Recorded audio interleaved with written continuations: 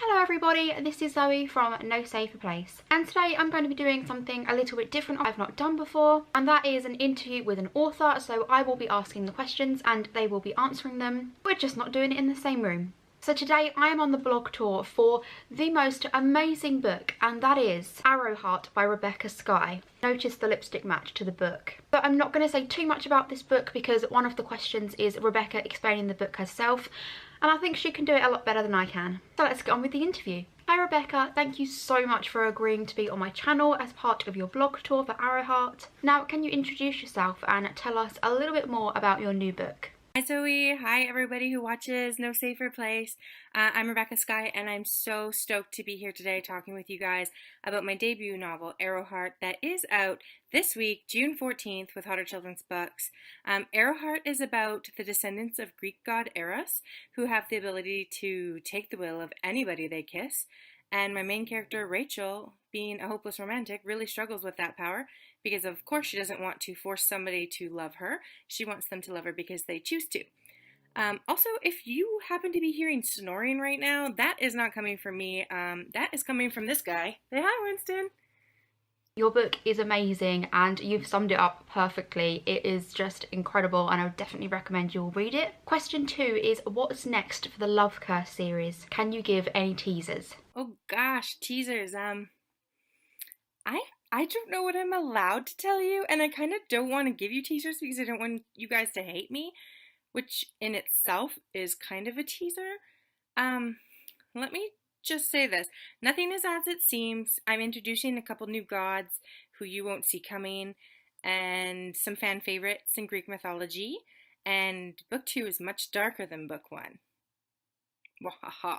Oh my gosh, I'm so excited for the next book. I cannot wait. Question 3. You started your journey on Wattpad. Does planning and writing a story for Wattpad differ from writing a story that's to be published? Is planning a story on Wattpad different for traditionally publishing? I'm going to say yes and no. Yes, because every author is different and how they approach writing on Wattpad and traditionally publishing is different. But for me, when I write on Wattpad, often I just write by the seat of my pants, and I really like to take the feedback of my readers and apply that to my writing. So if they think a particular ship is happening, then I will totally mess with them and make that ship not happen, even if it was my plan. And also on Wattpad, I don't have any restrictions with word count or story arc, and oftentimes readers just want to read an update on their favorite character, so my story can meander a little bit more. I can have scenes that don't move the pacing along or the character arc along, that are just there for filler. And when you're traditionally publishing, you have to be more aware of the word count of your story. You want the arc to be really clear. You want it to be a quick page-turning read. You don't want readers to get bored and put the book down. So that is something that you really have to consider. I'll show you my friend's book.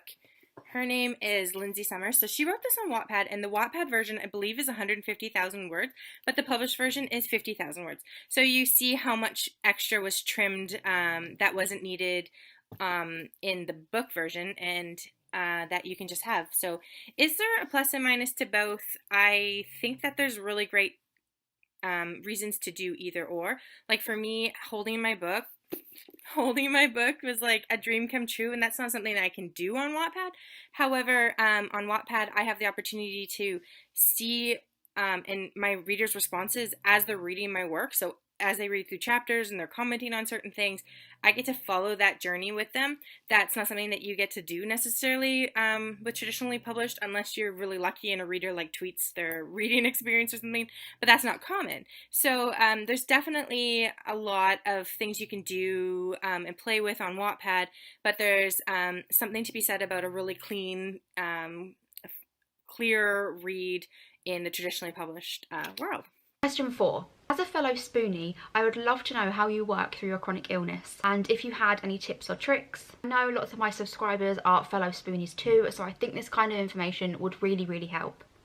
Yeah, I've been diagnosed with a couple different chronic illnesses since 2000, and in 2000 I was bedridden for a year, and after that I started to get more mobile, but I wasn't able to move around without neck braces or wrist braces, knee braces, crutches.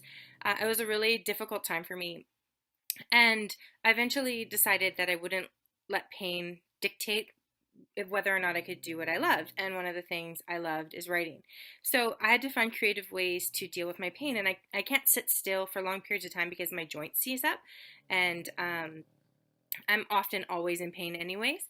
So there's different things I do. I write on my bed, propped up in pillows, or on my couch.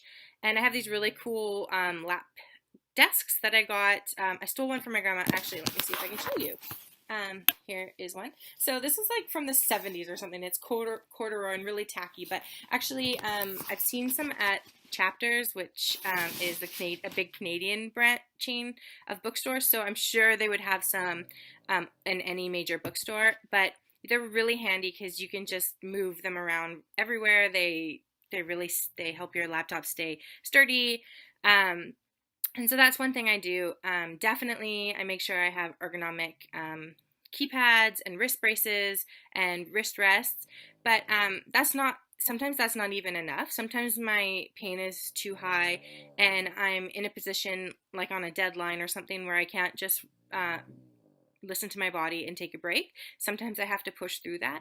So one thing I learned, which is pretty interesting, is that being in water helps my pain. And so I found that Samsung cell phones are waterproof. And so oftentimes when my pain levels are really high and I'm on a deadline, I will write from the tub and I will either text myself or use the voice to text memos on Samsung. They're actually really good. They pick up your voice well and punctuation well. So probably 1/3 of my writing is done on my cell phone in the tub, which is a pretty unique thing. And it's really helped me get my productivity levels up because there are times where I'm physically not able to compete, with my peers who are able-bodied. So for me, my brain never shuts off. So it's been really great to have those different techniques that I can still feel I'm being productive. That said, I really strongly believe that rest is productivity and taking care of your body is productivity. We only have one body, and if we have chronic pain, that's what we have to deal with, and we have to find tools to live with that. And there is absolutely no shame in taking breaks, but like I mentioned, sometimes you're on deadlines and you have to push through the pain.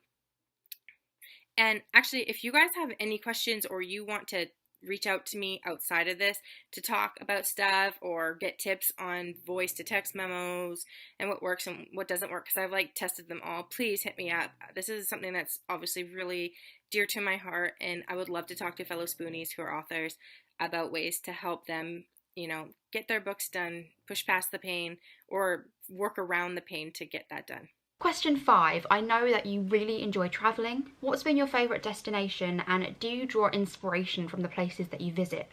You're gonna make me pick a favorite country? That is a really mean question. That's like asking somebody what their favorite book is. Okay, favorite country. There's really something that I love about every country I've been to that would make it my favorite, but if I had to pick just one, and it's probably because I'm biased towards it, but I would pick Austria. My family comes from Austria, and I have this weird obsession with snow-covered mountains. I would spend my entire life on one if I could, and I don't know if that's because of my ancestry or because my parents raised me on the side of a ski hill. But Austria was really beautiful, especially in Innsbruck around the mountains, and Vienna with all its architecture and history was so cool too. And yeah, 100% when I travel, the places I go to and the people I meet and the food and the culture influences my writing, especially when it comes to world building and characters. I really now having that experience, when I think of developing a new place, I think of what will the food be like? What will the people sound like? What will they dress like? How will they interact? What's important to them? What are their customs?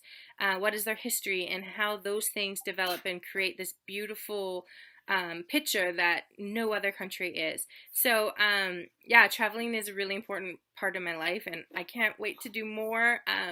Next up, I really want to get to Ireland. When I was little, if somebody asked me what I wanted to be when I grew up, I would tell them I wanted to be Irish, because it was the only place in the world a person as loudmouth as me with bright red hair could blend into a crowd. So Ireland, watch out, I'm coming for you. And at question 6, this is just a fun bonus question. What are you currently reading and loving?